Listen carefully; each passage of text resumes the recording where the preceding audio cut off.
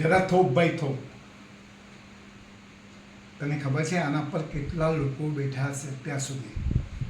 રમેશ છે ને, આના પર પહેલાં રડતા રડતા બેઠો હતો.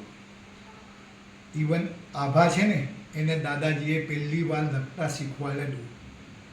અને એક છોકરાએ તો પોતાના મનની વાત કાગળ પર લખી હતી.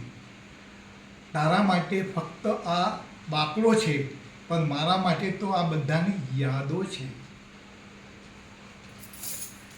અરે કાકા, એટલી બધી જૂની ચાબી શા માટે સાચવો છો?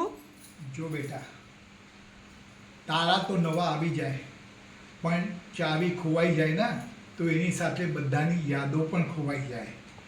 માટે હું કહું છું કે એકવાર જરૂર વિચારી દેજો કે ઈંટ તોડતા નહીં, પણ બધાની યાદો ખોવાઈ ન જાય એનું ધ્યાન રાખજો.